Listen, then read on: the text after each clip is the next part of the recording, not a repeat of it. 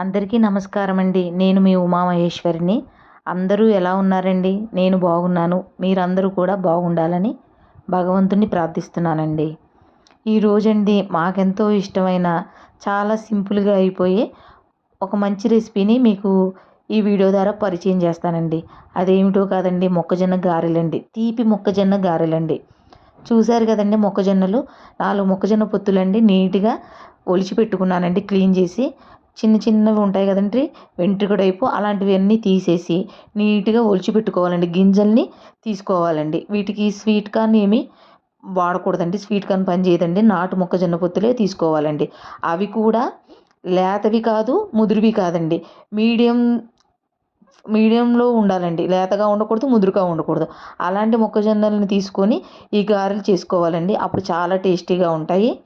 మొక్కజొన్నను చూసారండి, ఒలిచి పెట్టుకున్నానండి.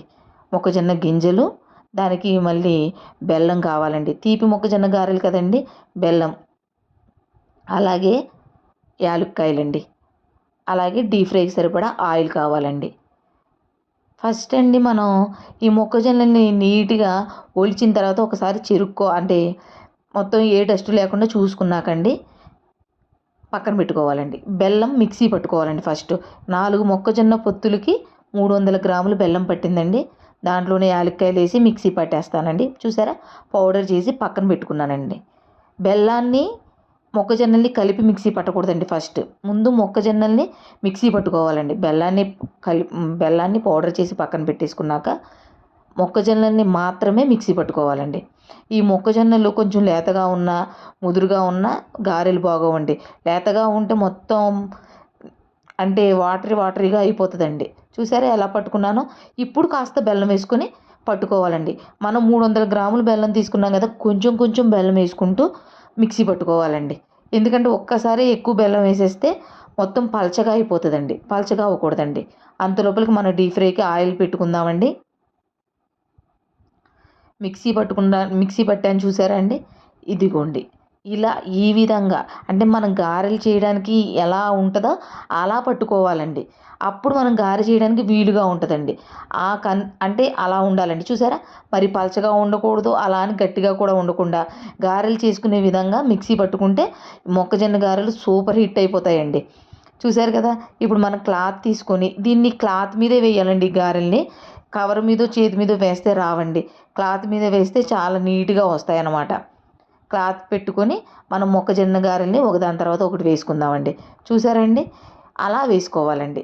మొక్కజొన్నల్ని అంటే లేతవి కానీ ముదురువి కానీ తీసుకుంటే అస్సలు అంటే లేతవి తీసుకున్నా పర్లేదండి, పునుకులు అయిపోతాయి అన్నమాట అవి.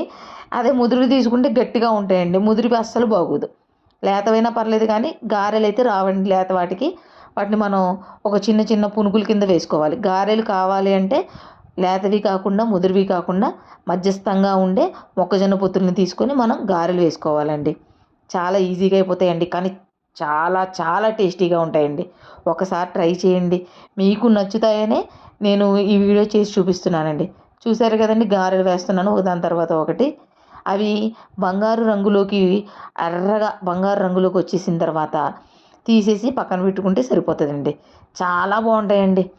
మీకు అసలు అంటే మనం ఉల్లిపాయ, పచ్చిమిరపకాయలు అలా కారంగా చేసుకుంటారు కదండి, ఈ తీపివి కూడా చాలా బాగుంటాయండి. ఒకసారి ట్రై చేయండి. తీపిని ఇష్టపడేవారు మొక్కజొన్న ఫ్లేవర్ తోటి అదిరిపోతుందండి. చూసారు కదండి ఎలా వచ్చాయో? అంతేనండి, మొక్కజొన్న గారెలు రెడీ అయిపోతున్నట్టే. మొత్తం అన్నీ ఒకదాని తర్వాత ఒకటి వేసుకొని పక్కకు పెట్టుకుందామండి. వినాయక చవితి అటువంటి సందర్భాల్లో మనం మొక్కజొన్నలు ఎక్కువగా కొంటాం కదండి. అయినా ఈ సీజన్లో మొక్కజొన్నలు చాలా బాగా దొరుకుతాయి. అలాంటప్పుడు తెచ్చుకొని ఇవి చేసుకుంటే మంచిది, ఆరోగ్యానికి కూడా చాలా మంచిదండి. చాలా చాలా బాగుంటాయండి. చూసారా, మొక్కజొన్న గారెలు రెడీ అయిపోయాయండి. చాలా చాలా టేస్టీగా ఉంటాయండి. ఒకవేళ మా వీడియోస్ కనుక మీకు నచ్చితే మా ఛానల్ని సబ్స్క్రైబ్ చేయండి, లైక్ చేయండి, షేర్ చేయండి, కామెంట్ చేయండి. మొక్కజొన్నల గారెలు మాత్రం ఖచ్చితంగా ట్రై చేయండి. ఉంటానండి.